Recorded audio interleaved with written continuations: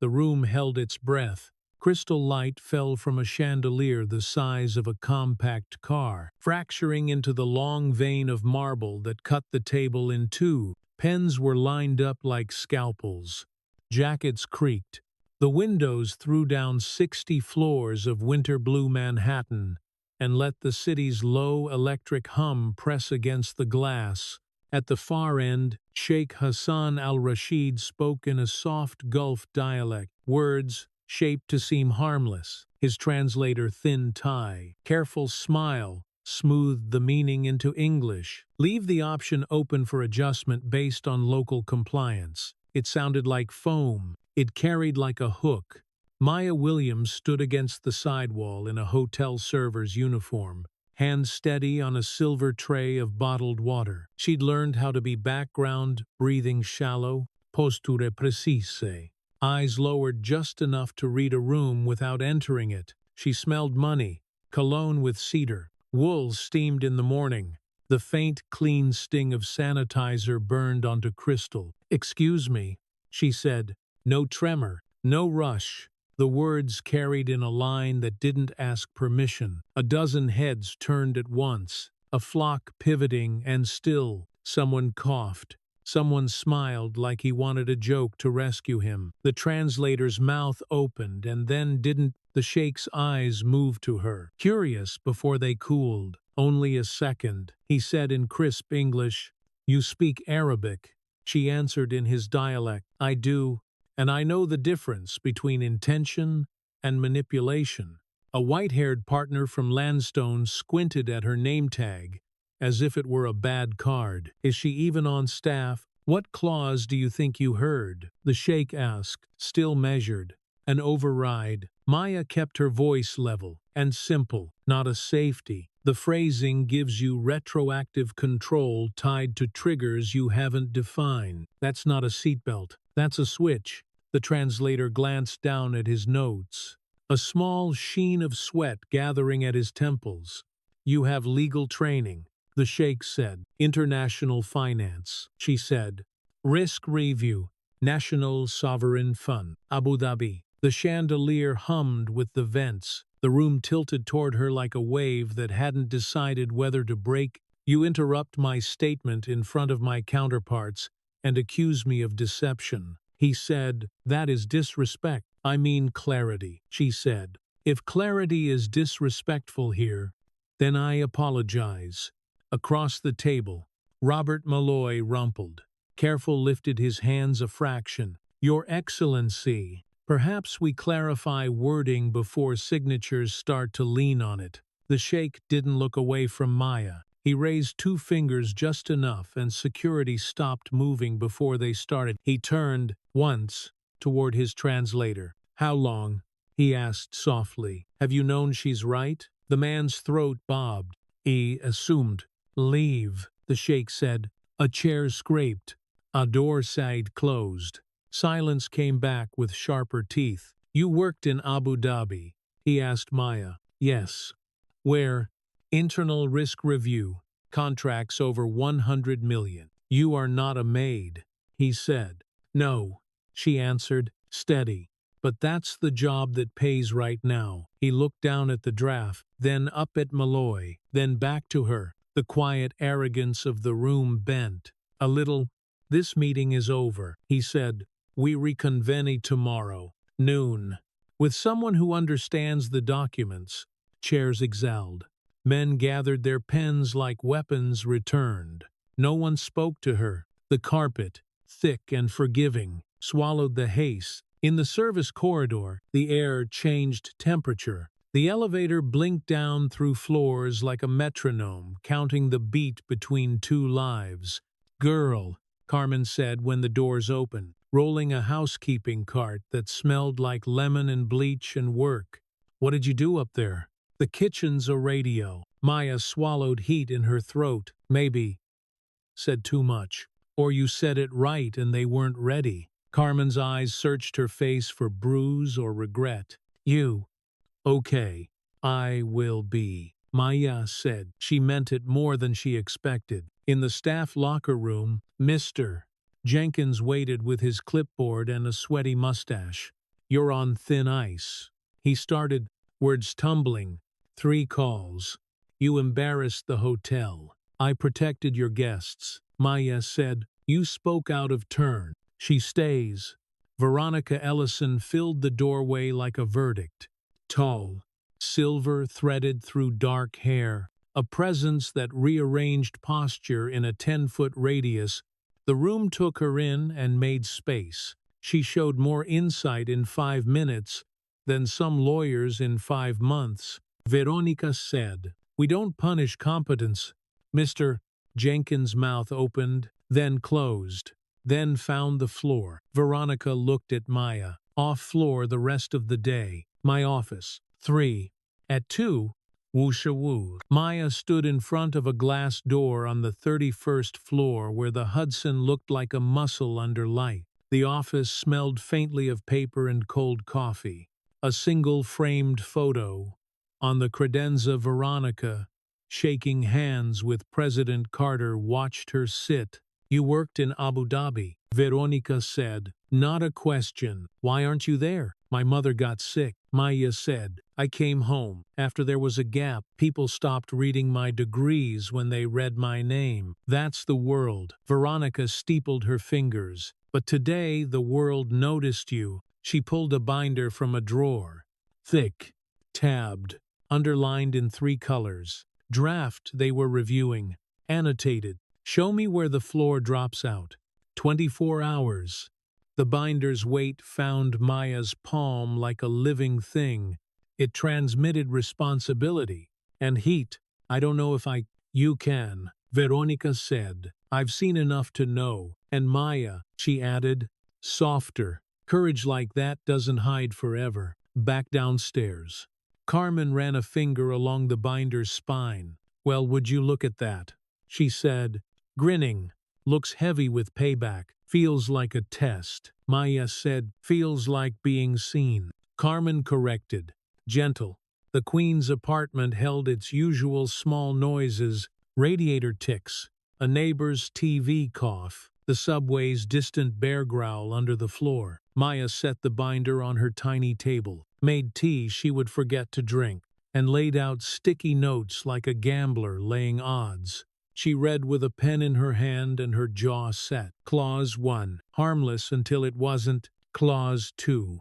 Open enough to drive a truck of liability through. Language that adored ambiguity. Authority that wanted to be retroactive, so no one had to own it in daylight. She wrote in the margins, define trigger, limit term, specify jurisdiction, sunset, mutual review, name the statute. A siren drifted through the window like an old story. The lamp buzzed. Her back tightened and loosened in waves. Twice she stopped, pressed the wheel of her hand between her eyes, breathed the way her mother had taught her. In through the nose, out through the mouth, reset. On page 17, the phrasing changed its costume. Local compliance realignment. She wrote, slower. Realigned to what? With whom? Who decides? When? By midnight, the paper wore a necklace of flags, 10 sections marked for trouble, 5 where culture would misread power and call it politeness, there that would drag everyone into arbitration so expensive truth would become a luxury. She stood and stretched. The window glass had a fine film of city on it. She rubbed a circle clear with the cuff of her sleeve, and watched a car slowly at a light, and then went on the shelf. Her father's compass waited in a tin. She lifted the lid. The needle trembled, then found north. It wasn't a moral, just a direction, and something in her chest eased. Back at the table, she pushed the binder into a neat stack, slid a rubber band around it. The band snapped. Of course. Then behaved and wrote 3 more notes. Titan indemnity. Kill Zola discretion. Insert committee. Translate metaphors, not intentions. She looked at the clock and winked, then softened. Sometimes the hours are hell. She washed the mug no one had used, wiped the ring of tea off the table, and left the binder in the clean rectangle she'd made for it. The room was quiet enough to hear the faint hum in the wall, and the elevator cables 2 floors over it. The city breathed. She matched it. In the half-light, she could almost see the conference room again, the chandelier, the marble, the glass, and herself uninvisible. And she felt the wrongness of that clause.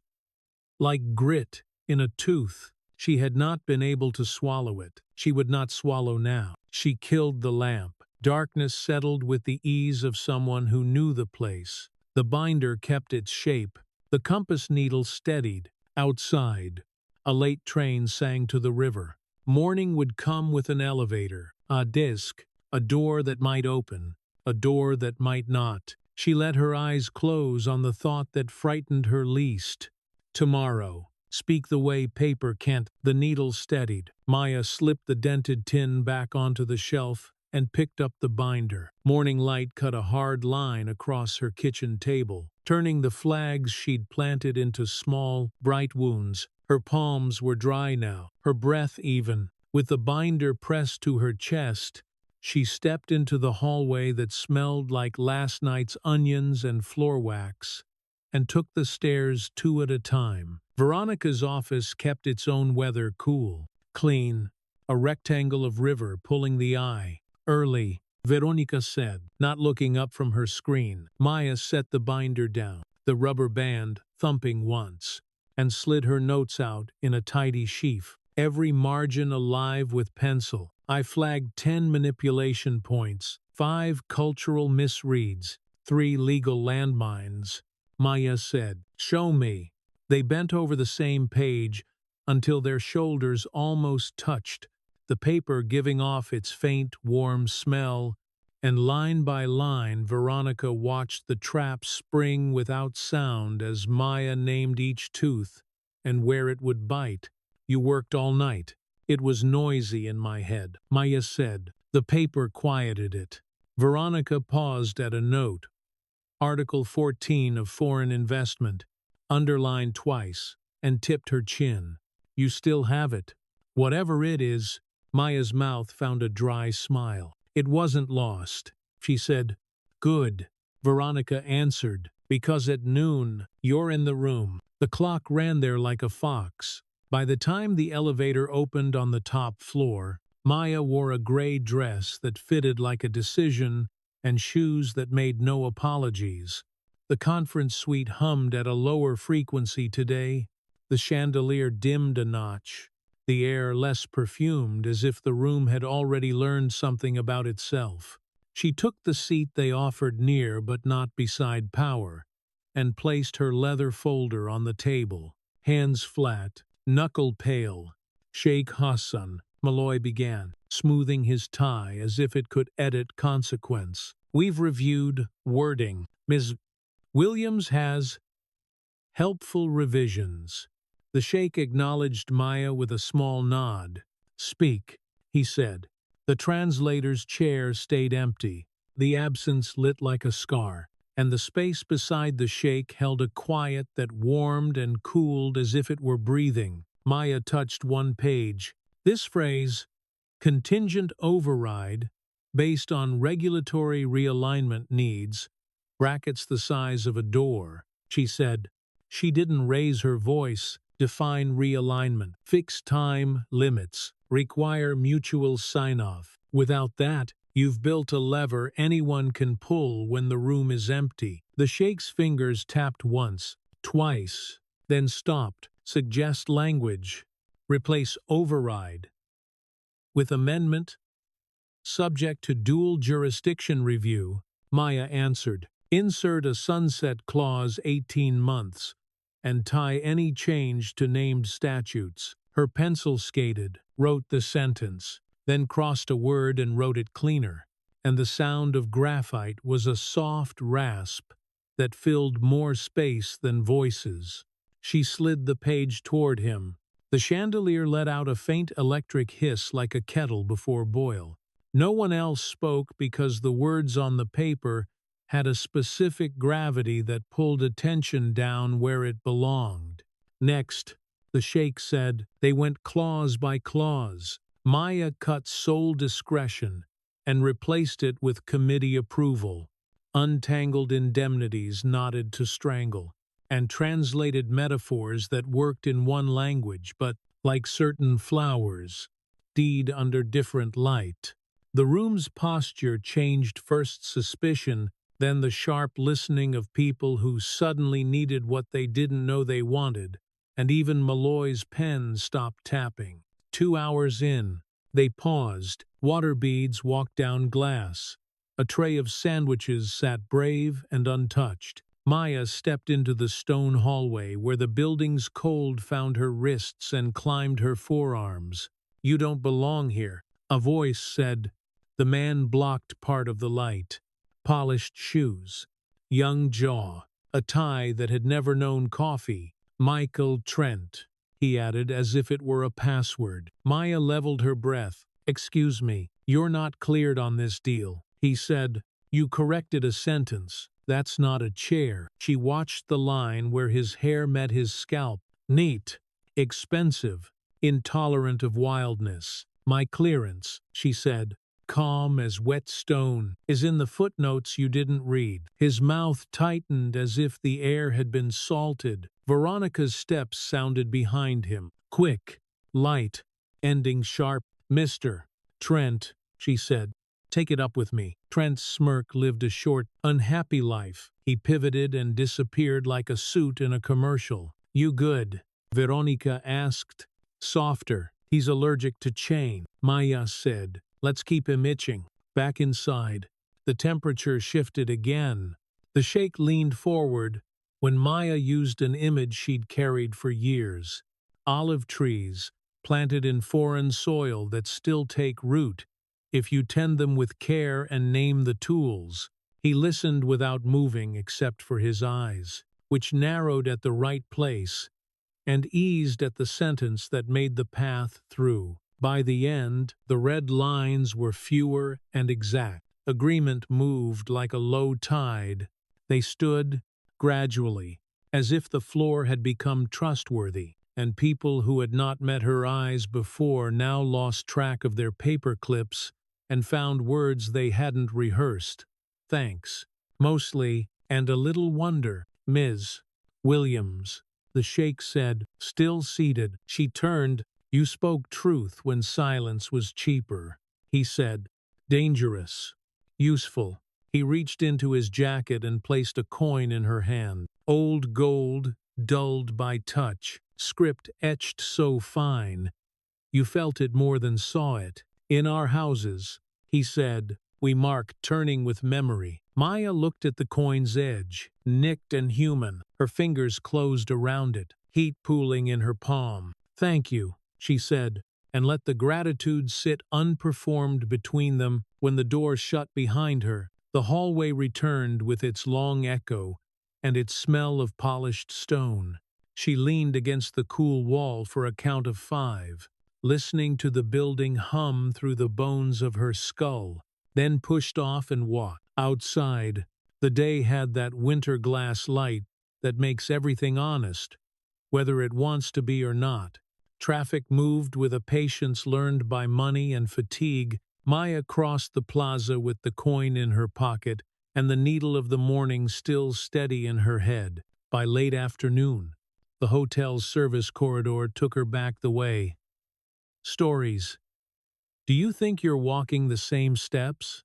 But something underneath has been rearranged. Carmen stood near the time clock, hands on hips, tired and brilliant. "Well," Carmen said, "they're rewriting." Maya answered. Carmen's grin came quick. "You are telling me words beat money." "Just today," Maya said. "Ask me again tomorrow." Carmen cackled once and shook her head. "Keep those heels sharp." The locker room smelled like starch and metal. Mr. Jenkins pretended to be doing inventory with an intensity that could start a small fire. Maya didn't stop. At 6, Sishawu, she took the side entrance through the alley that kept the hotel's secrets wet cardboard, a dumpster lid dented like a boxer's brow, steam lifting from a grate. The sky was a heavy blue that always made her think of middle school mornings. Her phone buzzed. A message from an unknown number. Terse. Formal. Penthouse. Tse. Lin. Private. She almost didn't go. She went. The penthouse suite had been dressed to relax rich men. Dim lamps pooling on walnut. Candles burning clean. Jazz so soft it just brushed the air. Sheikh Hassan stood by the window. Manhattan peeled open beneath him like a circuit board lit. "Please," he said, gesturing to a chair. She sat on leather that sighed like a small animal. "We finalized amendments," he said. "War postponed." He let the phrase stand. The word wasn't dramatic here. It was accounting. "I wanted to thank you," without the room watching itself. Maya touched the coin in her pocket, thumb finding the nicked edge again. "I did what the paper asked," she said. He smiled. Faint. Like a man noticing someone order well in a loud restaurant. And what the room needed. Rare. He slid a plain envelope across the table. "Consulting arrangement." He said, "U.S. Division. Fair terms. Work you're already doing with your hands tied looser." Maya looked at the envelope and the city beyond it, and the shape her life had been taking. "I don't take gifts," she said. "It's not a gift," he said. "It's alignment." Silence took the table. It felt like the stillness before a flock lifts. Maya's fingers rested on the envelope, the paper cool. She didn't open it. "I'll read it," she said. "Of course," he said. "The coin is the only thing you can't return." He stood. She stood. They shook hands, once his dry and warm, hers steady, and the moment did not announce itself as a hinge, though it was one. In the elevator down, the mirrored walls threw her back. A woman she recognized after a long absence. Her chest rose and fell. Her shoulders were down for the first time since morning. The coin sat weighty against bone. Outside, the wind found her. The plaza lights came on one by one. Small planets at ankle height. She crossed to the subway and paused at the top of the stairs, where warmer air exhaled up from the underworld. For a beat, she didn't move. Abus head. A distant sax bled blue into the sidewalk. She slid a hand into her pocket and pressed the coin flat with her thumb until the circle was a steady pulse in her skin. On the platform, the train arrived in a ribbon of noise and hot breath. She stepped on with everyone else. The car bright and too close, the smell of rubber and old newsprint, and caught herself in the window as it pulled her into the dark. Her reflection swam over tile and tunnel grit like a double life, flickering and then merging. The needle, somewhere in a tin 2 boroughs away, kept pointing north. The coin warmed in her palm. Maya rolled the old gold once, the etched script, catching a slice of morning light on the sidewalk outside Al-Rashid's downtown tower. The lobby doors breathed cool air over her cheeks. Starch and citrus and the thin metallic scent of new money. She slipped the coin into her blazer pocket and let the revolving door take her in like a slow tide, the glass whispering around her as if it were gossiping about names. Security clicked at her hip when she flashed the new badge. "Welcome, Ms. Williams," the guard said, voice low, eyes already moving to the next person. Upstairs. The elevator coughed once and then smoothed out, floors blinking past like rungs of a ladder cut from light. She watched her reflection follow her in the brushed steel jaw set, hair pulled tight, the gray dress again because it felt like intent. The 28th floor ran on hush and carpet. Desks, lined with clean machines, breathed a faint ozone, and every screen, color-calibrated to the same cool temperature, made the room look like an aquarium of decisions. A woman stood from a corner cluster, a scarf draped with care, a small smile that beat back the fluorescent. "Amal fared," she said, extending a hand that was warm and steady. "Maya." Amal gestured to a chair at a table crowded by binders, and a whiteboard already scarred with arrows. Onboarding is a word people use to make drowning sound like a sport. Maya's laugh took one syllable. Point me to the deep end, she said. They bent to the same stack. Amal moved like a violinist's precise wrist. Long lines, no wasted effort, and her perfume was the softest ghost of cardamom. They started with a logistics memo. Dubai vendors are clean, Amal said. The Houston branch keeps trying to write generosity with a crayon. Maya annotated as she read, the pencil's heat growing under her fingers, clauses marking themselves like pressure points along a spine. By noon the room had lightened. The horizon drew a thin silver blade between buildings. The HVAC breathed. Silence lay on the desk like another page. The first snag arrived with a smile. When Maya opened the shared drive, requested files, blinked pending, like a stubborn elevator button. She tried again. Nothing. She walked down to the copy room to print a slim packet the old way. The machine hummed with dutiful dignity, warm paper easing into her hand. Two voices slid along the hallway like knives under door frames. She's digging too deep, a low male voice said. Zurich transfer. She wasn't supposed to see that. She flagged something to Veronica already. Then we sit on it. If it goes to compliance, their shoes whispered away.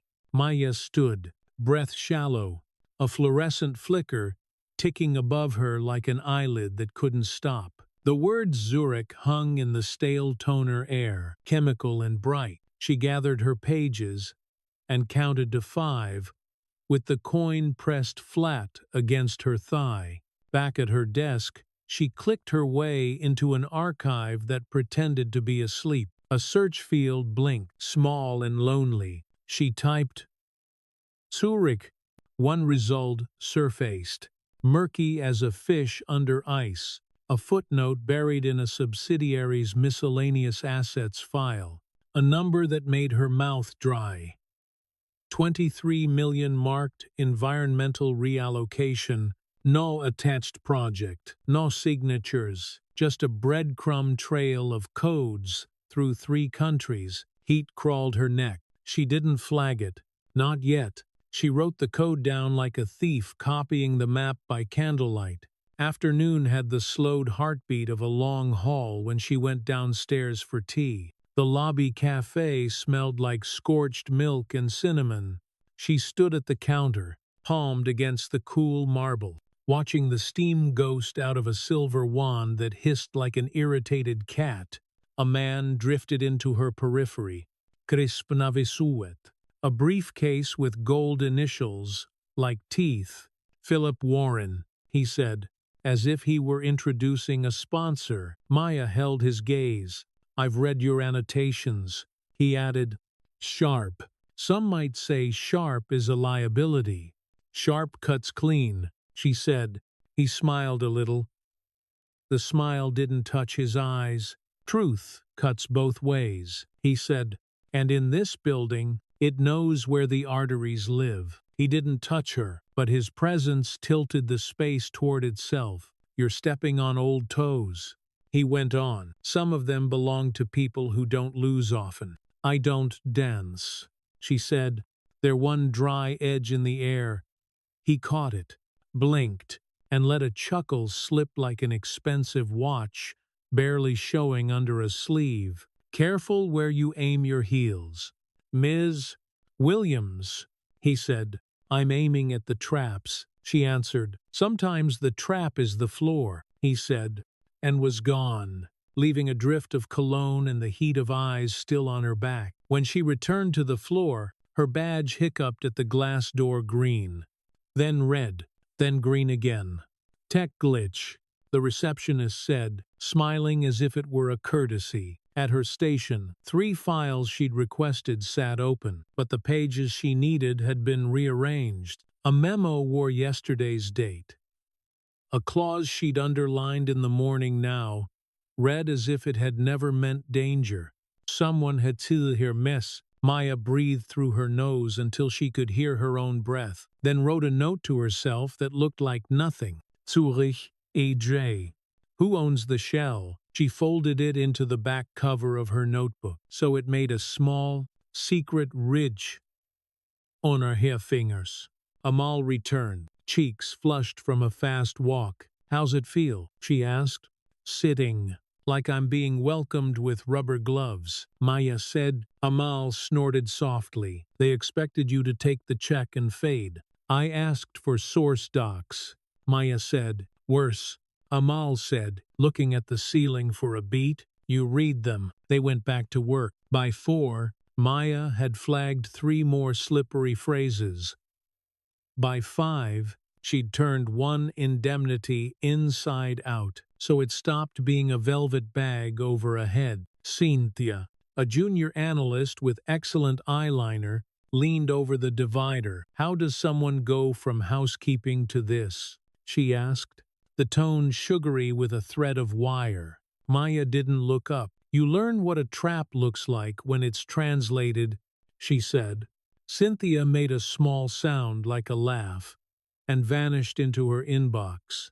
Evening crowded the windows with bruised light. Maya packed slowly, rhythmic, the coin in her pocket, warming her palm through the fabric as if it were a small animal, alive and loyal. She took the stairs instead of the elevator, the stairwell concrete cool, smelling of dust and old rain. In the lobby, people moved with that end-of-day shuffle. Tea loosened, hails in hands, faces softer now that the building wasn't watching. Her phone buzzed. Unknown number. Private meeting. C00AM. My office. Alone. Veronica. The word alone stood on its own feet. Maya stopped near a planter full of glossy leaves that smelled like watered dirt and breathed. She pictured the note tucked under the notebook's back cover and the breadcrumb codes, and Zurich like a city lit under black water. On the sidewalk, cold sharpened her teeth. The city had that hour's sound bus brakes sighing, a woman's laugh snapping like a match, distant sirens threading themselves through everything. She walked south along the river. The wind came sideways. She pulled her collar up and let the chill burn the remainder of Philip's cologne out of her head. At home, the radiator clanked like it had a grudge. She set her blazer on the back of a chair and put the coin on the windowsill, where it caught the last light. An old moon in a chipped sky. The kettle took its time. Steam feathered the window, leaving a soft blur that let the city smear into suggestion. She opened her laptop. The Zurich breadcrumb beckoned from the morning's notes, pulsing the way a tooth does when you first notice it's wrong. She chased the code through Cyprus, through Singapore, through a Delaware LLC, registered with a name that sounded like it had been built from Scrabble tiles and a hangover. A shell inside a shell, and somewhere the word reallocation sitting like a saint's name over a box of knives. Her phone nudged again. Carmen, you alive? Alive, Maya typed. Tea and paperwork. Rockstar, Carmen Zent. Don't let them dim you. Maya smiled at the way the words felt in her hand, then closed her eyes and listened to the apartment breathe the refrigerator's low hum. The building's pipes clearing their throat. A neighbor's television laughter muffled and distant. She set an alarm. Too early, even for the early, and put the coin beside the old compass that lived on the bookshelf like a small, stubborn idea. She washed her cup. The water ran cold, then warm, then hot enough to make the air smell like the metal of the faucet. In bed, she lay on her back and let her eyes adjust to dark. Headlights softened her ceiling. For a minute, she pictured the conference room, the empty chair where a translator used to sit, and the way the chandelier hissed just before somebody said yes. She thought of Amal's careful hands, and Cynthia's wire thread voice, and Philip's smile that didn't move his eyes. Then she let all of it drop below the surface where the day goes to cool. On the sill, the coin took on the blue of night. The city turned a page outside. The coin was cold against her palm. Maya kept it cupped as the elevator rose. A small weight, the etched script pressing a crescent into her skin. Dawn threw a pale stripe across the marble lobby and climbed with her. One floor, then another, until the doors parted on a hush that smelled like lemon polish and printer heat. She stepped into Veronica's office as the clock clicked over to 7. The sound, a single nail tapped into wood. Veronica stood by the window. Coffee sat untouched on the credenza, steam thinning, the surface skinning over like patience.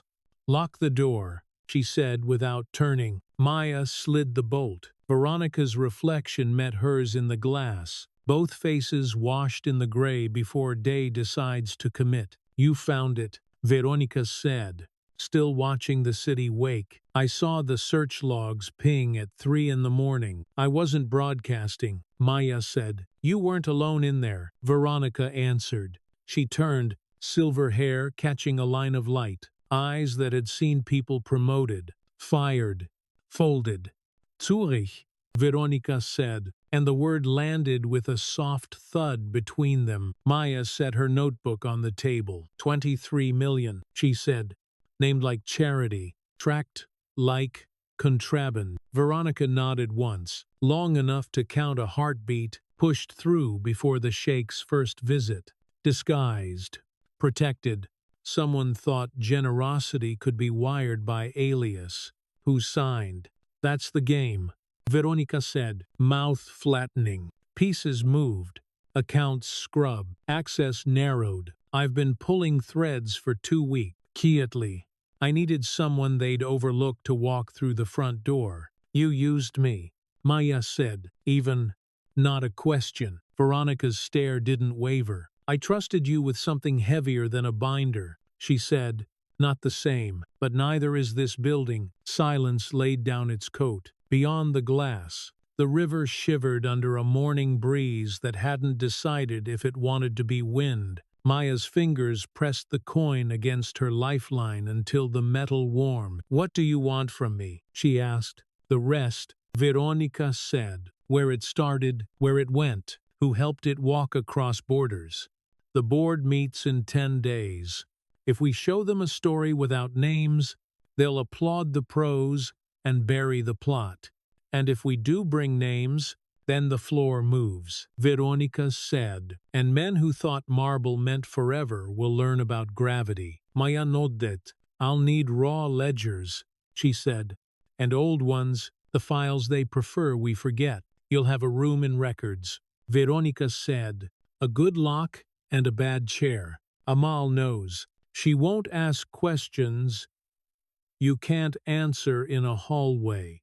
Veronica crossed to the table and finally touched the coffee. It was lukewarm. She drank anyway. Jaw tight, the swallow deliberates. "You have enemies now," she said, setting the cup down. "Congratulations." "Do they like flowers?" Maya said, a dry edge to cut the cord. Veronica didn't smile, but something eased at the corner of her mouth.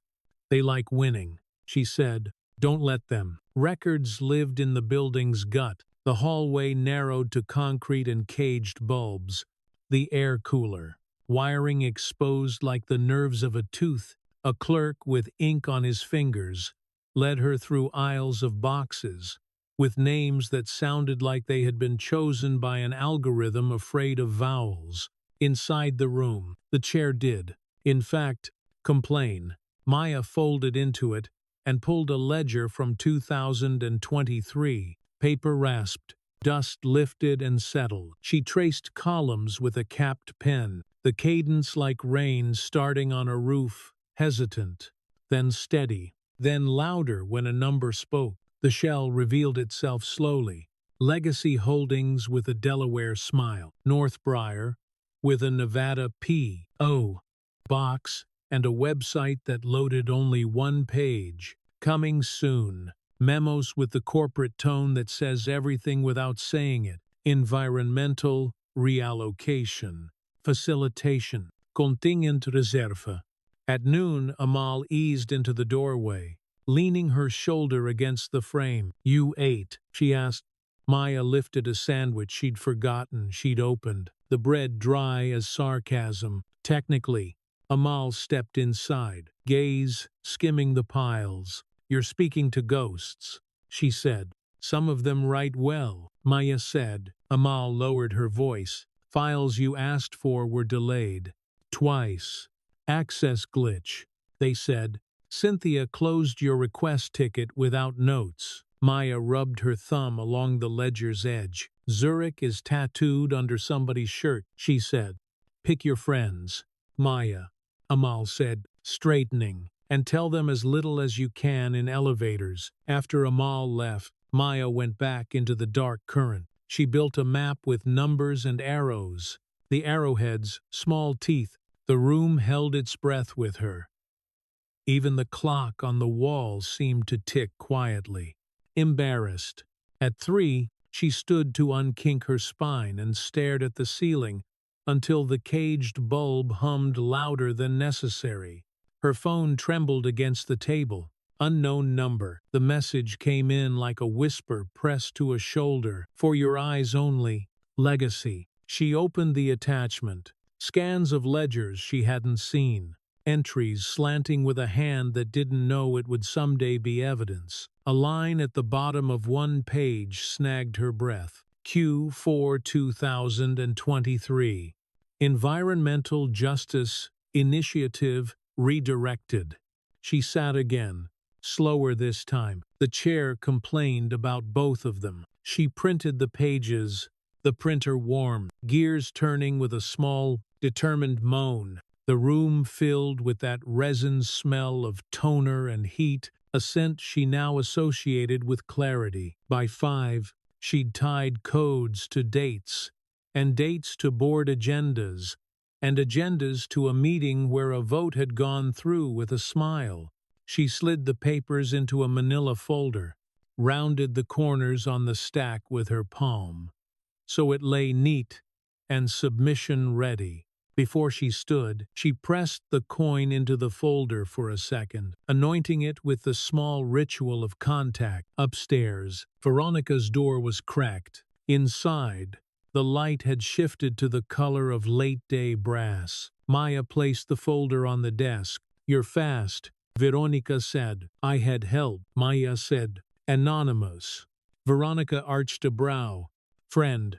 Someone who doesn't want to drown with the boat," Maya said. Veronica opened to the page marked Q4. Her face didn't move, but her right hand folded into a fist on the desk, knuckles going chalk white and blanching back. "This burns," she said.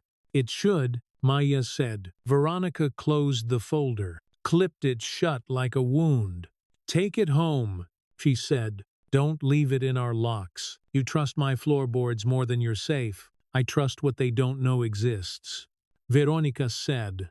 Evening blurred the edges of buildings. Maya walked out with the folder under her arm, feeling the eyes that pretend to read phones as you pass. On the sidewalk, night finally decided to be night. The river carried a black sheen, streetlights studding it with cheap gold. Her apartment recognized her with that sigh the door makes when you push it open with your hip. Inside, the radiator had chosen violence again, pipes knocking like somebody asking in code. She set the folder on the table and touched the compass on the shelf, a reflex that stilled her breath. She boiled water. She locked both locks. She pulled the loose board in the closet pry. Lift. Slide. The choreography of someone who had learned to hide small, important things in a world that liked to misplace women. She pulled the hard drive from her desktop and slid it into a sealable bag. The plastic crinkled, sharp and loud, then quiet. She tucked the drive under the floorboard, the wood settling with a sound like a decision made. Her laptop screen lit the room with a cheap blue that made the paint look colder. She opened a secure channel and sent Veronica a single-page redacted, initials only, dates and codes aligned like rows of teeth. 1 minute later, the screen went black. Not off. Black. The tower hummed in the silence. A sound more felt than heard, like a hand on the back of your neck. Her phone dropped to no service. The hallway outside her door remembered how to creak. Footsteps. Slow. Calculated. The measured pace of someone who knows floors. Maya's fingers found the old flashlight in the desk drawer. She didn't turn it on. She wanted its weight, not its light. A knock came. Not a question, a period. She went to the peephole. A man in a dark jacket looked like he had been sketched and shaded by a bored god. No badge, no pizza. Those eyes that scan as if words might be written in air. He knocked again. She said nothing. He leaned, staring into the peephole like a man staring down a barrel just to see if there was a bullet. A minute stretched thin. He turned, walked away, and didn't hurry. The hallway held his heat for a breath after he left, then exhaled. Maya stood very still until stillness wasn't something she could trust anymore. She powered the tower down by holding the button longer than felt reasonable. She unplugged cords. The room showed its bones, outlets, dust, coiled cables. The empty space on the desk, where the screen had been shining a moment ago. She packed the folder into her tote and slid the coin into the interior pocket, felt it find the seam like it knew the way. Her hands shook for the first time all day. She pressed them flat on the table until they learned another lesson. In a cafe 2 blocks away, the Wi-Fi password was written in chalk on a blackboard, the chalk dust smudged by too many fingers. The place smelled like espresso and old wood, and the faint sweetness of pastry sugar that refuses to leave. Maya chose the back table, the one with a view of the door and a mirror that gave her the window without asking her to turn. She used a prepaid phone that tasted like plastic when she bit the inside of her cheek. I was breached, she typed. Suspect physical tail. Must meet off-site. 10 minutes. Elmhurst Library. Basement room. Noon. Burn this number. She walked home the long way. The night had decided to be wind now, and it pushed old newspapers down the block like gray dogs. On her sill, the coin would be catching whatever light the moon had left to spare. She pictured it there and found herself breathing evenly again. Back in the apartment, she didn't turn on the overhead. The lamp was enough. It made a small circle and kept the edges dark. She sat on the floor, back to the wall, knees up. The tote, a quiet animal, pressed against her side. She stayed until the hum of the building returned to normal. Until the pipes relaxed, until someone on the next floor laughed at something that probably wasn't funny. Then she stood, slid the coin from the tote to the sill, and let it rest beside the compass. 2 small circles catching thin light, both pointing somewhere invisible and certain. The coin caught a pale seam of sun. Maya touched it with a fingertip. The brass warmed from the glass. Steam plumed from her mug and ghosted the sill before thinning into the draft that slipped under the window frame like a rumor. She dropped the coin into her pocket and let it rest there, a small weight against her thigh as she locked the door. Elmhurst Library tasted like dust and lemon oil. Downstairs, the basement hall breathed cool air from a vent that clicked every few seconds like a metronome holding back a song. Veronica waited inside an old conference room with cinder-block walls and a scarred oak table that had survived 100 plans and 3 wars. Phones, Veronica said. Maya set the prepaid beside a coil-bound atlas, flipped it face down. They listened as the fluorescent light hummed, and the building settled around them like an older animal. You were right to move, Veronica said. They came knocking, Maya said. They didn't bring cookies.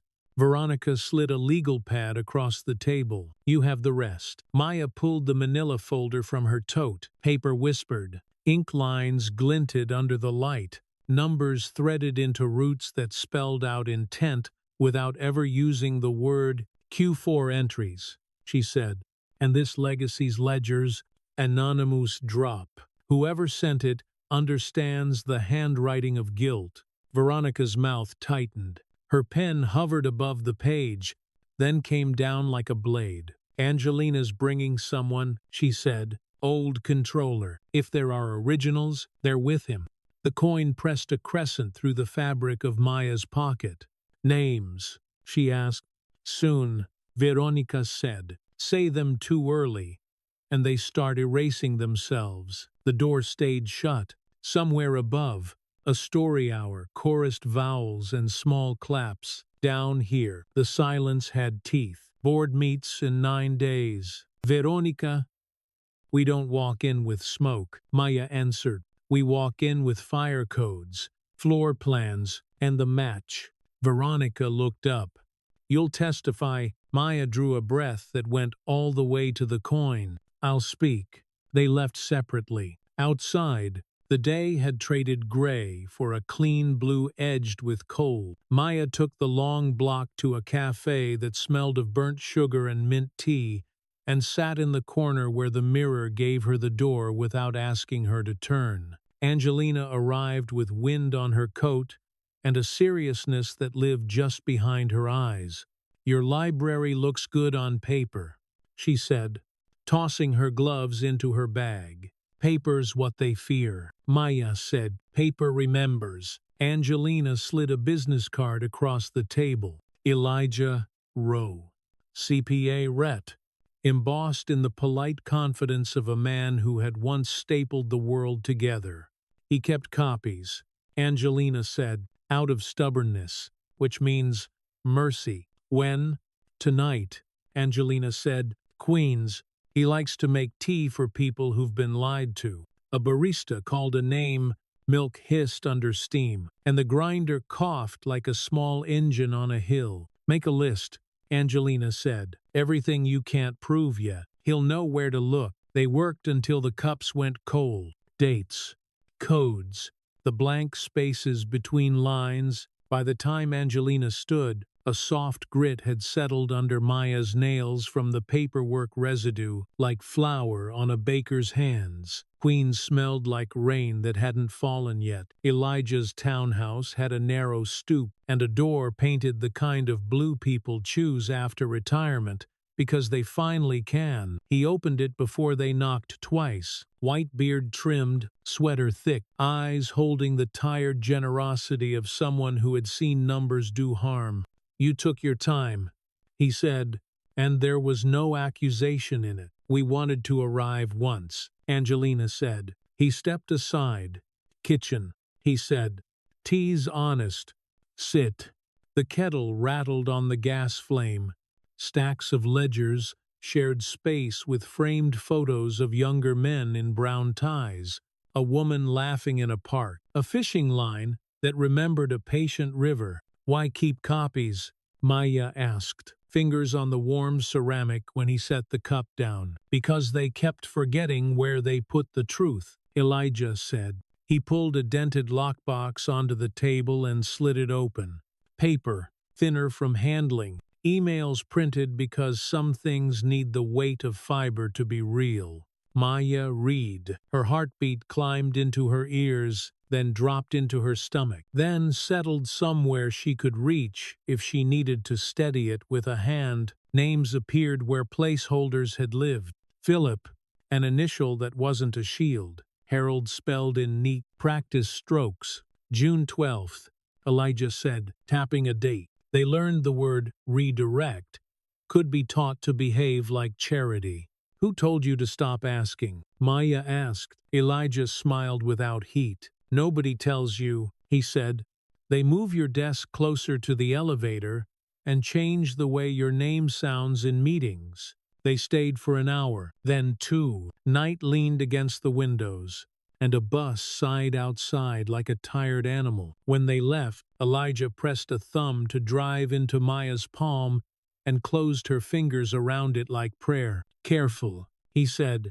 They're not smart. They're stubborn. That's worse. On the sidewalk, Maya felt the coin and the drive press against each other in her pocket. Two circles, one old, one new. Angelina turned up her collar. They'll come at you sideways, she said. Let them, Maya said. I've been learning angles. The hallway outside her door was quiet. Quiet like the stage when the orchestra was tuned but hidden. The pit, a throat about to clear. She unlocked both locks and breathed in the dense warmth of her apartment. He was sitting in her chair. Philip had loosened his tie in a gesture meant to pass for ease. The lamplight cut him into Plain's cheekbone. Koof. A watch that might keep perfect time for men who always thought they had more of it. You make hard things harder, he said. You let easy things rot, Maya answered, setting her tote down on the table because running telegraphs its own intention. He lifted a hand. Don't, he said. We're civilized. The radiator clicked once and then remembered how to behave. Maya stood, coat still on, the coin heavy against her. What do you want? She asked. A trade, Philip said. He crossed a leg over a knee, glossy shoe catching the lamp's circle. You leave town. I pay you well for your silence. You get to keep whatever myth you need to live with, and the world continue, which you will discover it does. With or without our idealism, who's our? Maya said. Philip smiled like a shark imagining empathy. You're bright, he said. Don't be righteous. It ages you. He leaned forward. Veronica walks into that meeting. She breaks her neck on red tape. You will be reduced to a footnote about overreach and optics. I'm offering you oxygen. Maya reached into her coat pocket and found the small recorder her father had used when notes were still written in margins. Not clouds. She clicked it without looking down. A tiny plastic snick that sounded like a knuckle cracking. You already tried to scare me, she said. Now you're trying to buy me. You're low on tools. You think that holds in court? He said, eyes on the recorder. It doesn't need to, Maya said. It only needs to make it to the right ear. Philip let the silence gather. He studied the bookshelf, the compass, the nickel scratches on the table that spoke of keys and late nights and meals eaten standing. You're not the first, he said finally. You won't be the last. That's the problem, Maya said. He stood. The chair legs squealed against wood like a small animal being moved the wrong way. Philip smoothed his jacket and gave the room a look like a realtor, imagining a different apartment. Last offer, he said. Names you can't print, places you can't reach, or a flight number at dawn. Maya shook her head. Then you can watch what happens, he said. Some people only learn from fire. At the door, he paused. You belong to nobody, he said. That will make them hate you. He left the door open an inch, as if to prove he wasn't afraid of what might slip in. Maya closed it, slid the deadbolt, and stood with her forehead against the cool metal until her pulse remembered its job. She rewound the recorder and listened to the faint hiss that belonged to cheap plastic and truth. Then she copied the file to a clean drive and sealed it inside a small padded envelope that smelled like the cardboard aisle of a drugstore. At dawn, a courier storefront on a block of laundromats and shuttered barbers gave her a receipt, the ink still wet when she slipped it into her wallet. The clerk didn't look up from his radio, a DJ crooning Old Soul about staying or going. The coin in her pocket warmed with the heat of her hand as she addressed the package to a name that opened rooms. V. Ellison Private. Back on the sidewalk, the city yawned into movement. Delivery trucks exhaled brake dust. A man in a knit cap walked a dog that looked like it belonged to a nicer building. Maya took the longest street home and watched steam climb from manhole covers like patient ghosts. In the apartment, she placed the compass beside the coin and sat on the arm of the chair Philip had used, the cushion still remembering his weight. Her phone vibrated with a single line from Veronica. Received. Noon.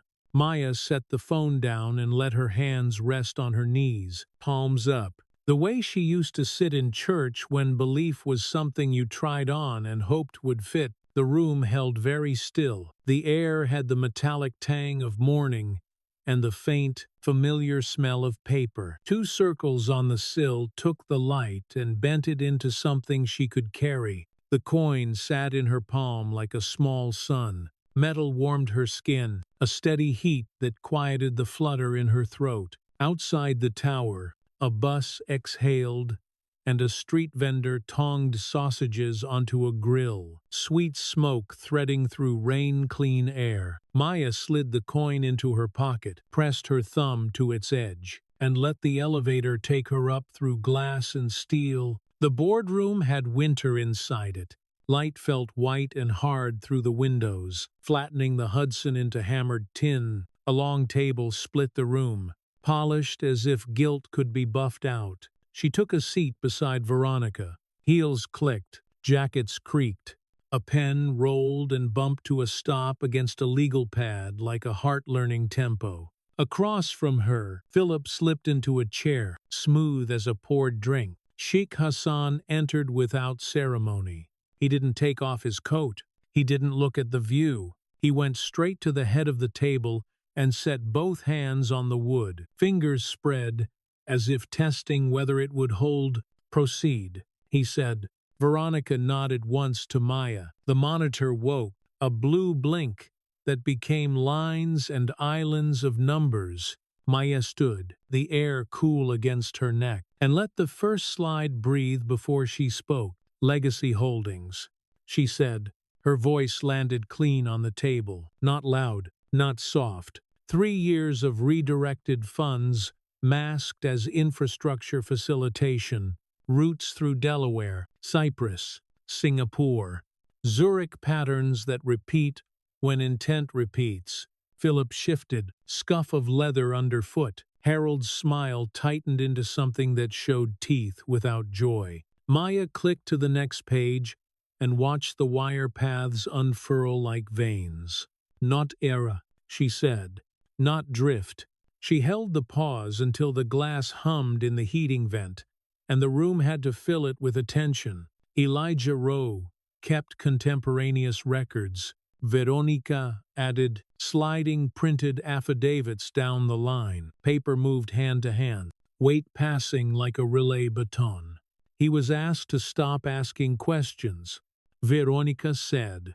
He did not. Maya tapped the final node on the screen. Philip Warren approved the transfer sequence, she said. Harold Covington constructed procedural shelter. Emails show knowledge. Plans to delay, to redirect outrage if discovered. Philip laughed once, the sound too small for his mouth. We optimized capital, he said. The language was taught to lie, Maya said, and the word taught hit harder than lie. Silence spread, grain by grain. On the far end, a golf partner cleared his throat and stared at the window, as if the cold river could answer for any of them.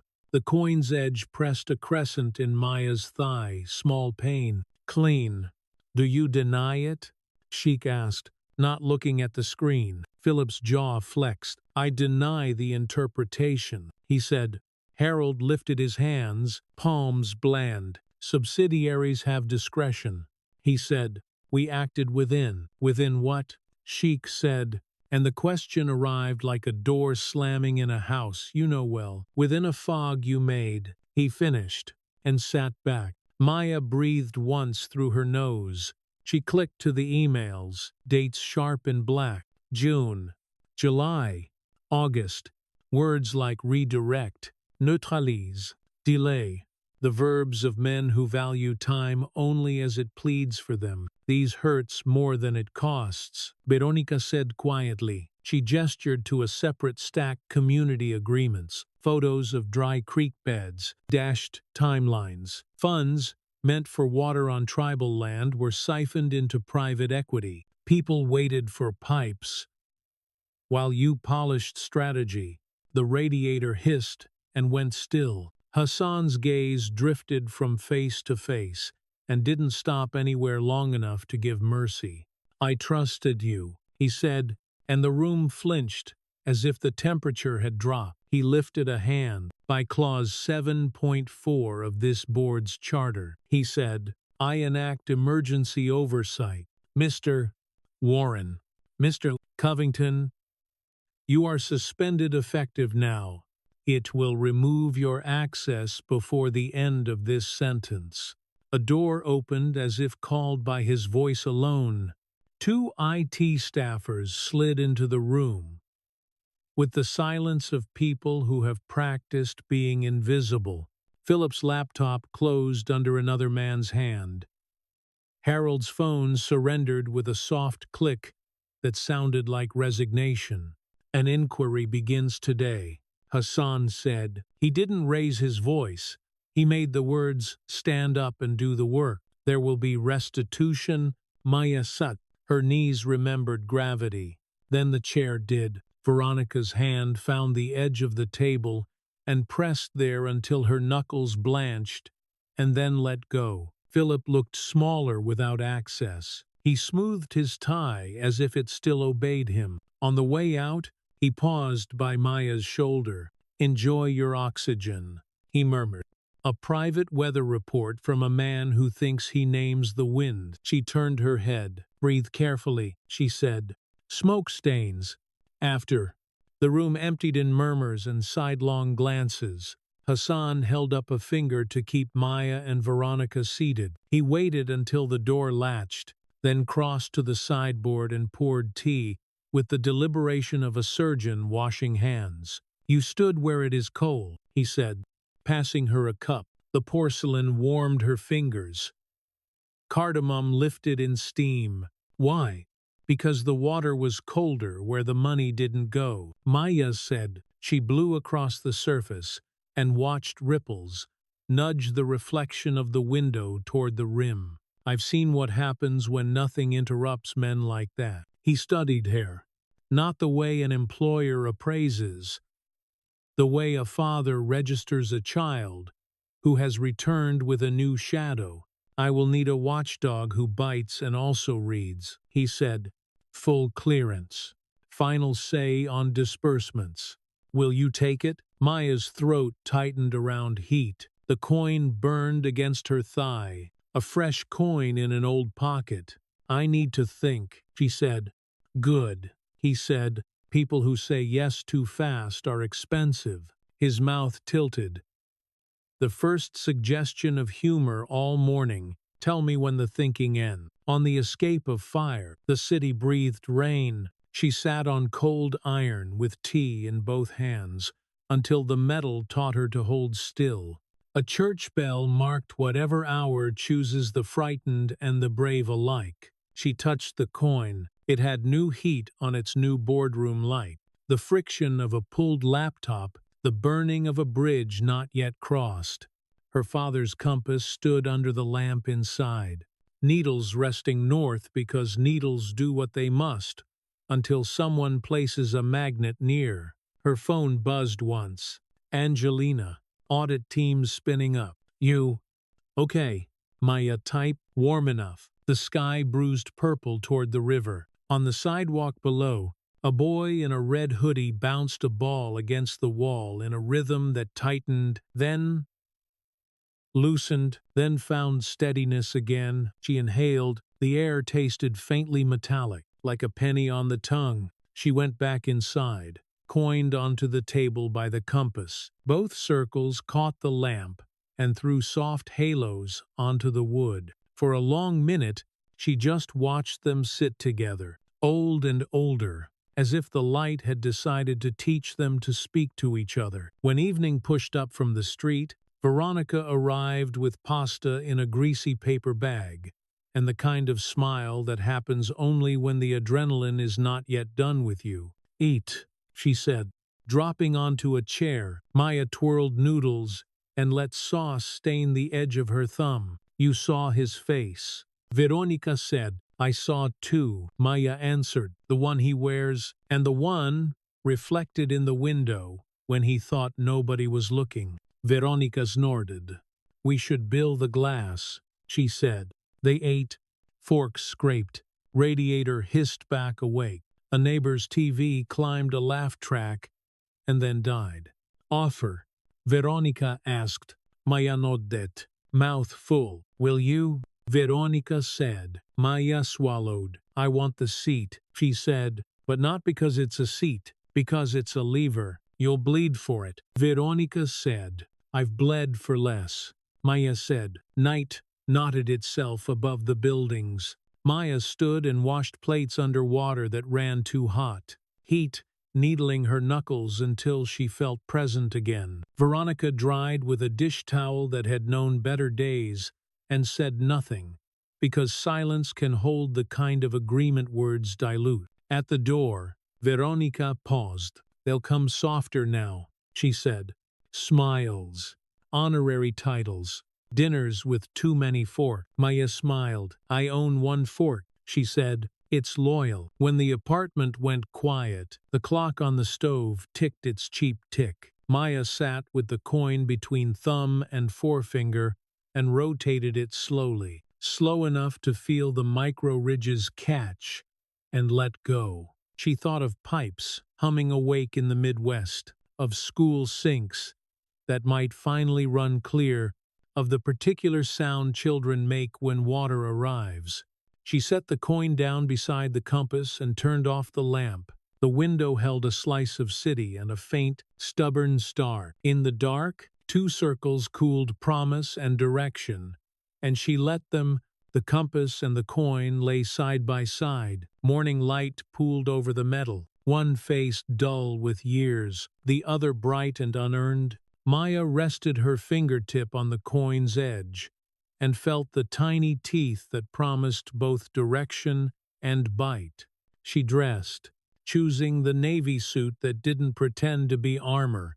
The hallway smelled like boiled rice and floor cleaner, the kind of scent that says lives are being maintained. On the train, a boy practiced card tricks for no one, palms blooming and closing as if conjuring the day itself. Hassan's office held its own weather. Sun hit the shelves and threw warm pains onto spines of law, trade, poetry.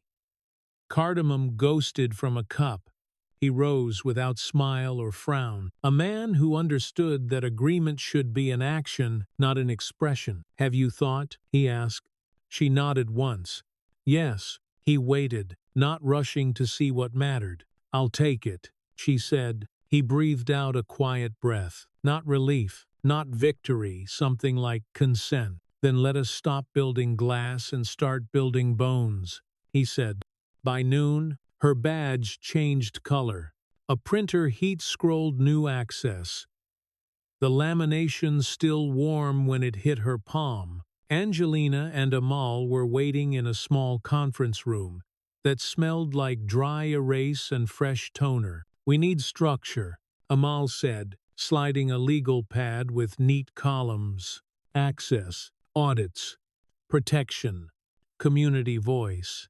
Angelina uncapped a marker and wrote, "Whistle safe," in the kind of black that bleeds only when it should. Maya listened, pen hovering but not writing yet. The HVAC hummed above like an old man trying not to cough. "Protections first," she said.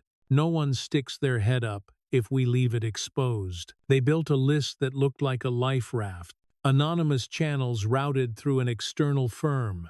Guaranteed legal counsel, emergency stipends, relocation with visas if zealots turn to wolves. Amal added a line psych support and underlined it once, because the mind breaks quieter than bones do. "We'll get pushback," Angelina said. "From who?" Maya asked, already knowing the answer. "Everyone who benefits from closed doors." Angelina's mouth twitched. "The optimists," she said. A partner liaison arrived with coffee that smelled faintly burnt but tasted like movement. "We're rewiring the board charter," Maya said. When he asked what exactly this meeting was, he nodded with the polite fear of someone who hears thunder and checks the sky for the first time. Afternoon, smaller rooms, closer arguments. Legal insisted on language that could flex. Finance asked where the money for integrity lives on a spreadsheet. Operations wanted timelines that could survive holidays. Maya let them run until the noise shook loose the thing that mattered. Clarity isn't a wall, she said finally. It's a door that tells you what kind of room you're about to enter. Silence worked for them then, the kind that cools the cheeks of the loud. At 3, Michael Trent showed up in a tie the color of fresh bruises. He leaned against the doorway like men who have never been told to move. "So we're doing this," he said, not hiding the curl at the corner of his mouth. "We're doing this," Maya said. "Public audit schedules, community advisory seats, mandatory clause review, 5 languages, no footnotes that bite." Michael clicked his tongue once. "You'll slow us to death. Better than speeding off a cliff," Angelina said, not looking up from her laptop. Michael shrugged. "Just remember, bridges collapse under too much virtue." Maya smiled without teeth. Or from a single missing bolt, they moved on. Drafts became documents. Documents took on signatures. The sound of the pen across paper was a soft scar. By dusk, she stood with Hassan in the executive lounge, glass cooling under her palm as the river turned to slate. "Tomorrow we present," he said. He looked tired in a way power rarely shows, the fatigue of someone learning how much he didn't know. "We'll get shouted at," she said. A street saxophone wailed from somewhere 2 blocks down. The notes climbed, failed, climbed again. He nodded. Let them hear themselves. That night, the compass needle floated steady under idle light. Maya held the coin between 2 fingers and flipped it once, a clean arc. The faintest click when it landed back in her palm like a heartbeat catching. She set both on the table and listened to the building settle. Pipes clinking, someone laughing 1 floor up, the city rehearsing its lullaby for insomniacs. Morning arrived with hard edges. The boardroom was a gallery of cold faces and crisp paper. Dust hung in the light, like tiny verdicts nobody had scheduled. Maya began in motion. "No preamble, no genuflection. The Integrity Charter," she said, and the screen filled with 5 words in a thin sans serif. Nothing ornamental, nothing afraid. Transparency, accountability, inclusion, sensitivity, partnership. She let the words sit until the room had to either reject or recognize them. She walked them through. Mandatory quarterly audits by third-party firms, community review prior to launch, clause definitions that named discretion and set its boundaries. "Definitions are where power lives," she said, and watched half the table resist the sentence by pretending to adjust their cuffs. An American partner cleared her throat. "Are we exporting one culture's morality?" Maya shook her head. "We're importing consequences," she said. With local authors, a Gulf partner leaned forward, a narrow man with wrists like cable. "Whistleblower visas?" he asked, frowning not at the idea, but at the cost. "Safety isn't seasonal," Maya said. "We protect people end to end, or we announce we can be waited out." Michael, at the far end, smiled as if he'd found a joke in the minutes. "And who decides what operational exigency requires retuning contracts?" Maya clicked to a clause and underlined 3 lines with the cursor. 2 signatures. She said, "Regional oversight and local council. If they disagree, we pause." He looked delighted. "Ah," he said, "the bureaucracy that ate New York." Amal didn't glance up. "Bureaucracy is just consequences printed," she said. "They voted in parts, grinding gears into place. It wasn't a triumph. It was wood swelling in a new season and refusing to warp. By the end, Hassan stood and announced the pilot: Nairobi, Singapore, Minneapolis. Maya caught the hitch in the room when Minneapolis landed. America likes its wounds disguised as anecdotes. She added nothing. Silence dressed the word without embroidery. After, in the hallway, paper cups steamed in a line on a table. Angelina leaned her hip on the edge, lifted a cup, and blew. "You did it," she said. "We did parts of it," Maya said. "People who want the old world will wait at the edges and push." Angelina nodded. "So we build the edges, too." By afternoon they were in a smaller room with a camera and a conference call. Faces bloomed on the screen. Community organizers, engineers, teachers. Maya took a breath and felt the coin in her pocket. A warm quarter-sized sun. "Before funds move, you review." She told them, "We publish timelines and pipes. We publish misses. If we fail, we say it out loud. And fix it where you can see." On the feed, a man in a ball cap lifted his chin. "If you lie," he asked. "We won't," Maya said. "And if we do, you'll know, and I won't have a job." Someone laughed, sharp as a snapped twig. "That's the best promise I've heard today," the man said. Quiet slid in then. Not empty rich with the weight of what it would cost to keep saying that. The camera caught a woman's hand on a chipped mug, thumb moving small circles like polishing luck. Maya watched that thumb until her own breath slowed. Evening. A break room with fluorescent hum and a vending machine that ate 20 ties like a bored predator. Michael leaned in the doorway again, holding a soda. "You turned the tide," he said, as if praising a storm. "It'll turn again," Maya said. He nodded, amused. "You plan to be sand or seawall." She cracked open her water. "Bedrock," she said, "inconvenient and hard to move." He laughed. "Try not to drown the rest of us," he said, and left with that half-smile people keep when they want to be remembered as witty rather than complicit. Night found her back at the hotel lobby where Jasmine and Polish argue politely in the air. Carmen was off shift but waiting, hair wrapped in a scarf dotted with white stars. "They put your name on a door," she said, eyes proud and worried in equal measure. "They put a job on my head," Maya said, smiling. Carmen took her hand, callus to callus. "Don't let them hang it there without a neck to hold it." "I brought my own," Maya said, stubborn and attached. They stood beneath the chandelier, light scattered on their faces, on the brass plaque near the desk, on the marble that had learned to reflect everyone equally and mean it for no one. The lobby's choir of luggage wheels and low conversation rose and fell, ordinary as breath. Back home, she set the coin on the compass again. The two circles kissed. The metal cooled. The room's hum edged towards sleep. She wrote 3 words on a sticky note, "Bones not glass," and pressed it to the lamp base where she would see it before the next morning turned its face.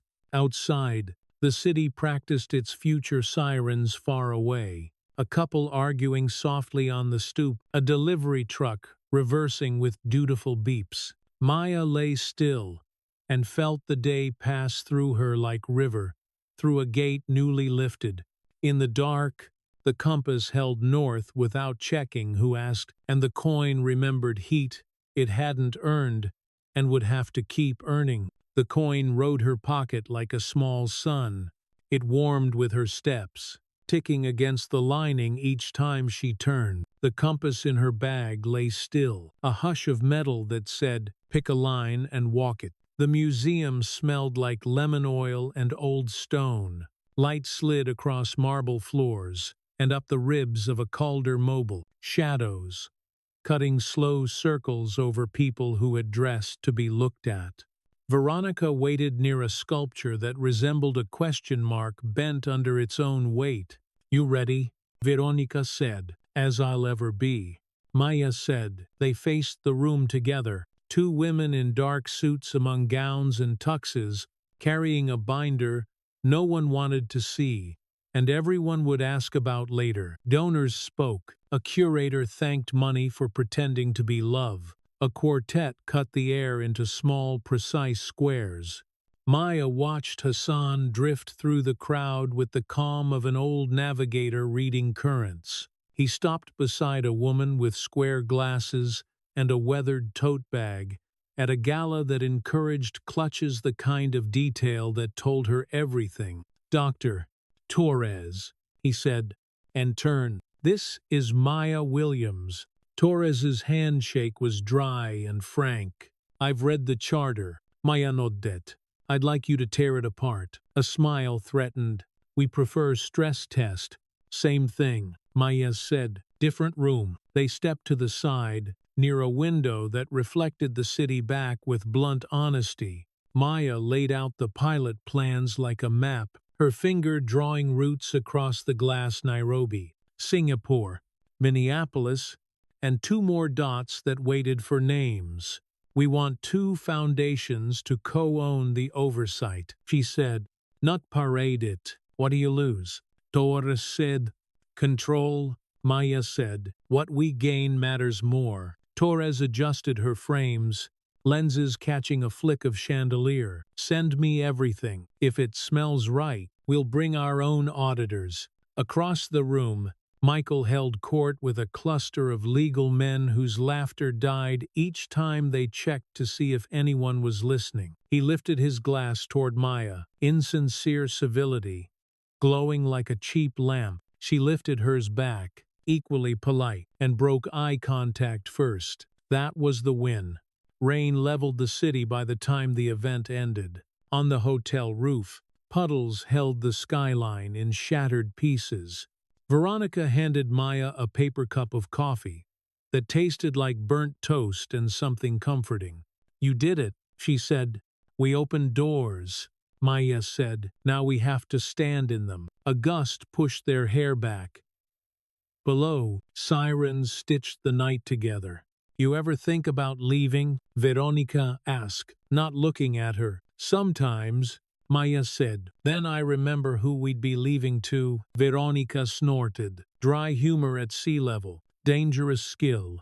They stood until the cold asked them to move. Maya felt the coin through her pocket. A pivot pointed against her thigh. The rain slowed to a hush. The city breathed. 2 weeks later, the elevator in Mexico City stuck between floors, and the carriage hummed like a trapped wasp. Carlos Mendoza looked at the glowing numbers and shrugged. "This building does what it wants." Maya watched the doors shudder, then gave up.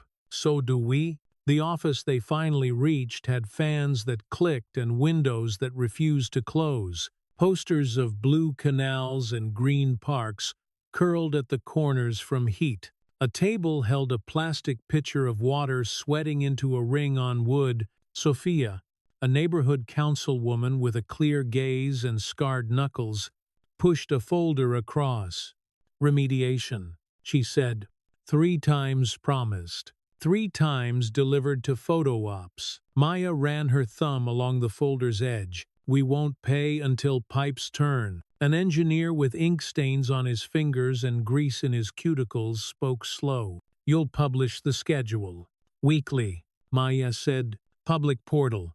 Open data." Translated. "And if a contractor misses," Sophia asked. "We say so, and we dock payment," Maya said. "Then we fix it with someone who can show us a wrench that's used and not just owned." Carlos hid a grin. "She means business," he said. The room answered with bodies instead of voices, shoulders lowering. "Pens unsapping." A cough that wasn't derisive for once. They moved through line item, water testing kits, apprenticeships for local kids, a hotline number that rang to someone with authority and a paycheck attached to change. Once, the power flickered and held. The pause felt like an approval from the building itself. Outside, they walked to the canal that had been promised clean and left to stew. The air smelled of algae and hot rubber. A plastic bag clung to a chain-link fence, like a phantom flag. Maya crouched and touched the concrete rough. Warm. unforgiving. Sophia watched her. You believe in contracts.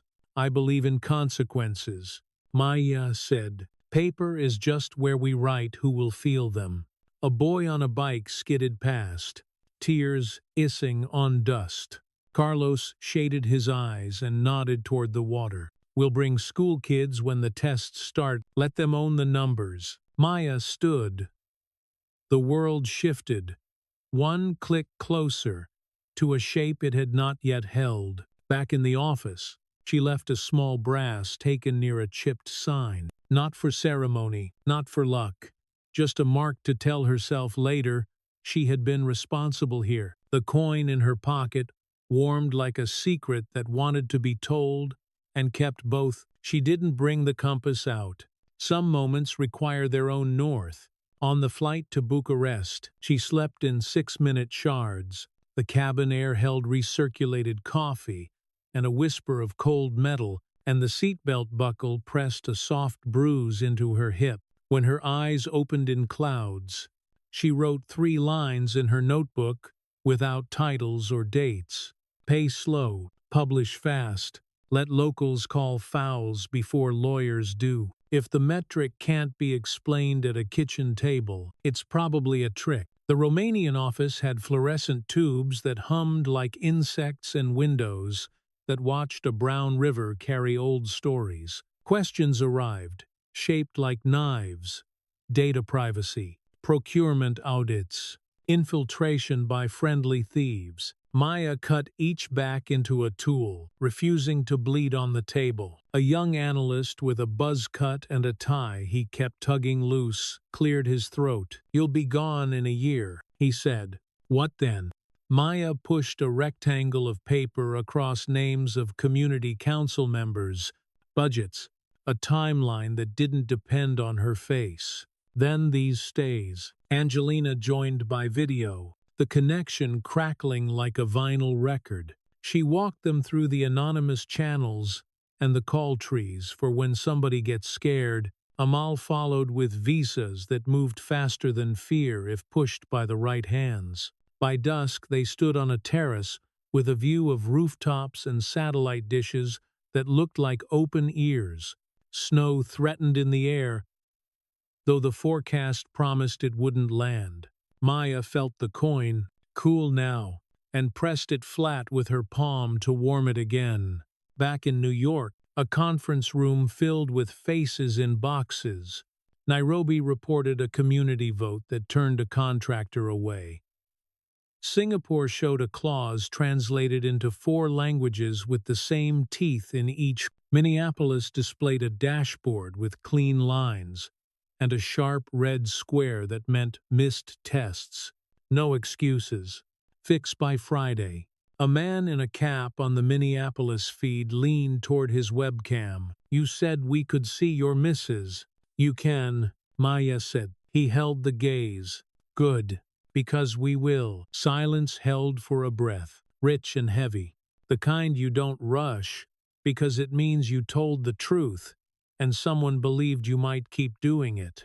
Then meetings moved again, hands waving, links pasted in chats, 1,000 tiny agreements behaving like a single large one. Maya's shoulders ached the way a bridge must ache when it realizes it will hold. The lobby ceremony was small enough to be missed if you weren't already on the right side of the floor. A second plaque, smaller than the first, carried a new name: Integrity Council Global Launch. People clapped with their hands and some with their eyes. A journalist asked what it meant. Process with a spine, Maya said. He scribbled, then looked up. Spines break. So do bad habits, she said. Later, Hassan's text blinked on her screen. The invitation went out. Responses already coming. Just below, a tiny image of a compass imposed on a globe. Quiet humor from a man who rarely joked. Maya smiled, then let her face settle back to neutral. There was work. Night, rooftop again. The city glinted like a circuit board. Every light, a decision made by someone tired and someone stubborn. She set the coin on the ledge. Listen to it, decide not to roll, and place the compass beside it so the two circles echoed each other. Rain started. Small and polite, she left them there a moment. Let the drops pepper the metal until they shone like they were made for weather. Then she lifted both, dried them on her sleeve, and put them away like promises you keep out of sight so you won't ruin them by looking too hard. Her phone buzzed a photo of a classroom in Ghana where a chalkboard listed uptime, voltage, attendance in 3 columns. That meant kids had light to read by. A second message from Sophia, a picture of a canal where the water wasn't ashamed of itself. Maya sat on the cold concrete and let those images fill the places where meetings used to sit. Down on the street, a truck beeped as it reversed into its own patience. Somewhere, a saxophone tried again and found the note. The rain thickened, then paused, then came back like a thought you want to lose and can't. She stood, pocket heavier with metal that mattered because she had chosen to make it matter. In the hotel lobby, the plaque caught the light and gave a little back. Maya walked past it, not touching, not praying, just moving, the way you do when the map is yours to draw and to answer for. The coin sat on her desk like a tiny moon. It caught the gray morning light and threw a weak circle on the papers stacked beneath it. Beside it, the compass lay face up, the needle breathing toward north, as if it remembered where the spine was. Hassan's office was colder than usual. Rain moved across the windows in slow, slanted lines, each drop a thread pulled through glass. He stood by the bookshelves, jacket off, white shirt rolled to the forearm, the posture of a man who had stopped pretending the weather was outside. "Walk me through it," he said. Maya touched the screen, and the ledger came alive. Arrows, dates, small numbers that multiplied in the wrong direction. Her voice stayed even as she named the accounts and the hands that moved them, and when she reached the final authorization, she didn't look up until the silence asked her to. Hassan pressed his palm on the desk, then lifted it. A faint oval of heat left on the wood. "How many communities?" "17 directly," she said. "More in the wake." He poured tea and forgot to drink it. "Restitution first," he said. "Then structure. Then the public thing we owe." Maya nodded. "I've drafted the sequence. It hurts, but it holds." He slid an envelope across the desk. "Authority you'll need," he said. She didn't reach for it. Not yet. On the elevator down, the fluorescent buzz felt like a held breath. She kept one hand in her pocket, thumb on the coin, the metal warm and sure. In the mirrored panel, she watched her own face try to decide if this was victory or the first bill coming due. The hearing room 2 days later smelled like old carpet and wet wool. Rows of chairs clicked as people sat. The microphones breathed a constant hiss, like a city sleeping with one eye open. Maya took her seat, binder closed, palms flat on the table, spine long enough to be a ladder. Philip entered first, clean-shaven, suit pressed into obedience. He didn't scan the crowd, just fixed his eyes on a point beyond the far wall. A man rehearsing the angle of a fall. Harold followed, mouth set, tea too bright, the costume of confidence that never fit in daylight. Veronica leaned in, voice barely above the noise floor. "No speeches," she said. "Let the facts do the hammering." Maya's mouth dipped. "Facts are patient." The first hour was simple woodwork, testimonies, exhibits, a rhythm of questions and answer that wore grooves into the language. Then Michael asked for the microphone, fingers restless against the stand, like he was warming them over an invisible fire. His eyes went to Maya, then away. "I have emails," he said. The room rustled. "I sent them to council last night. Contingencies. Pressure language. The part where we mocked community monitors for not having degrees. A whisper moved across the benches like a draft. Harold's jaw shifted. "This is grandstanding," he said, voice dry as cornmeal. Michael didn't look at him. "It's testimony." On the screen, the emails climbed into the light. Phrases blinked like tripwires. Neutralize whistle potential. Manage optics with philanthropy. Exigency carve-outs. Maya watched the faces. A board member's pupils pinned to needle points. A clerk's pen stall. A reporter forget to breathe. "Mr. Warren," the chair asked. Philip's smile was small and precise. "Context is being abused." "Whose?" Maya said. Not into the mic, but it carried. They took a break. Outside, the hallway held echoes and the smell of disinfectant cold on the back of the throat. Michael stood alone near a vending machine that hummed like it thought it was important. "You waited," Maya said. "I was waiting to be sure," he said. "Or to be safe," she said. He gave a thin laugh. "Samavort. Some days." "You're late," she said. "I'm here," he said. Back inside, Harold tried to climb a rope made of rules. He quoted clauses until the air thinned, declared every door a corridor, every boundary a guideline. And then he misread a date, June for July, and the rope burned his hands. "Which email did you write first?" the chair said. Harold blinked. "I'd have to check." "You already did," the chair said, and the room let the pause press its weight down.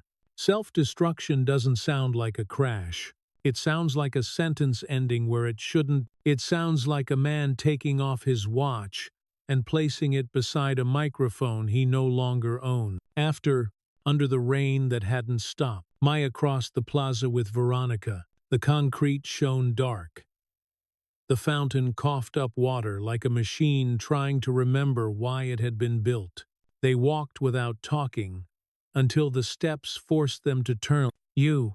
"Okay," Veronica said. "I'll be tired tomorrow." Maya said. "You're tired now," Veronica said. Maya pinched the bridge of her nose. "Think they'll settle. They'll bargain," Veronica said. "They'll call it prudence." Carmen was waiting in the lobby with 2 paper cups of tea and the kind of look that warms your back. "Tell me it mattered," she said. "It mattered," Maya said. They stood by the plaque. The brass had taken on fingerprints and tiny scratches that made it less sacred and more accurate. Carmen sipped and made a quiet face. "This is terrible tea." Maya smiled into the steam. "It's hot, that's the point. Maybe the point can be flavor sometime," Carmen said. "Working on it," Maya said.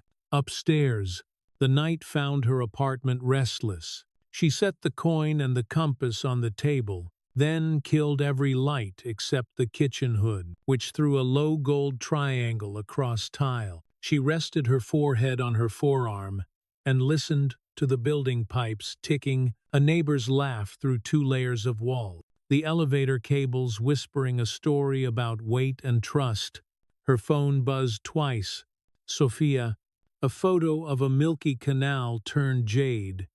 A teacher in Minnesota. Kids holding test strips up like flags. A third message arrived from Hassan. Statement at dawn. "You speak." 4 words that were permission, and throw in the same handwriting. She didn't sleep more than a handful of minutes at a time. When dreams came, they were full of elevators that wouldn't open, and rooms with too many doors. At 4, she got up and made coffee that tasted like a dare. The press room was bright enough to flatten faces.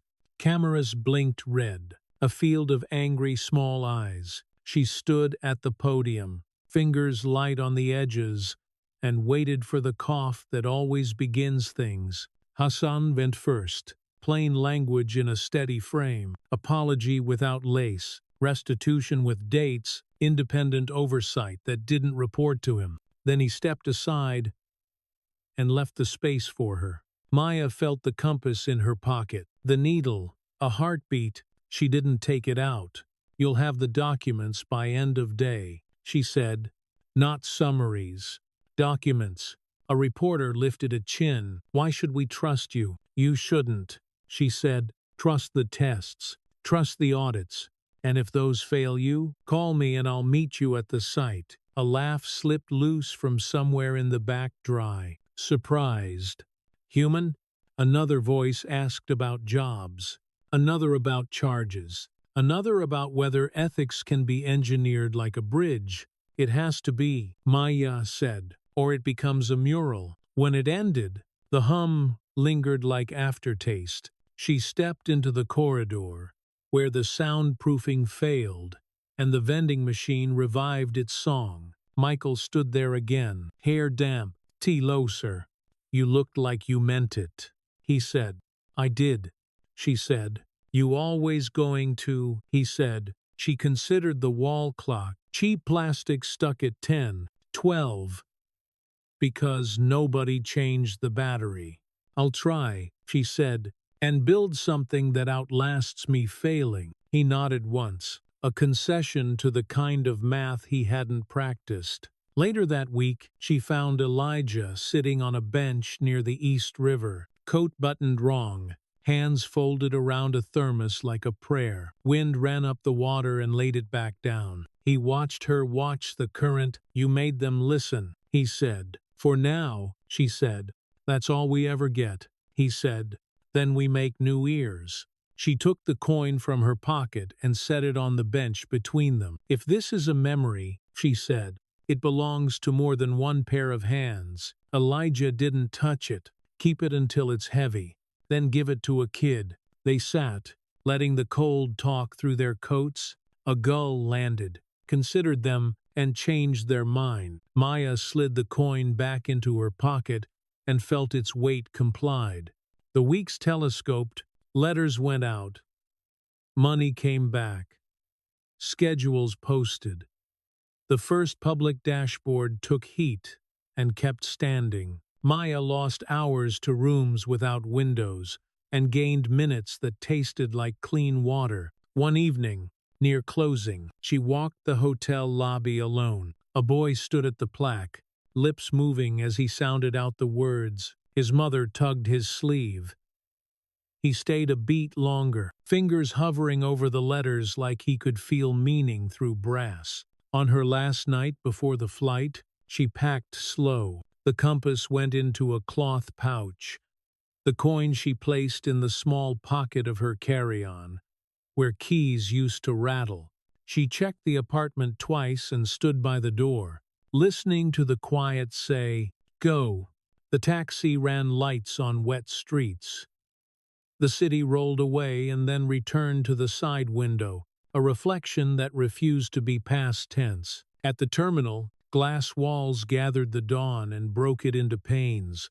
She found a chair near a cracked vent that breathed warm dust and stale coffee. Amal texted from a different airport, entirely two photos: a sunrise over tarmac, a row of chairs where a family slept, braced against one another like a scaffold. Angelina sent a map with 4 green dots and 1 red. Maya replied with a single arrow and a time. Boarding called and people stood, the herd behavior of hope. She touched the coin through fabric, then the compass, then neither. The line moved because lines always do, even when they shouldn't. At the jetway door, she stopped. Outside, wind lifted and flicked a loose security ribbon against a stanchion. Tap, tap, tap, a rhythm like a distant clock or a watch set down next to a microphone. She closed her eyes a moment, not to pray, not to rest, just to mark the pivot. When she opened them, she stepped forward into the aluminum throat and the smell of recirculated air. Behind her, the city inhaled and held the breath. Ahead, the sky waited with no guarantees, only routes,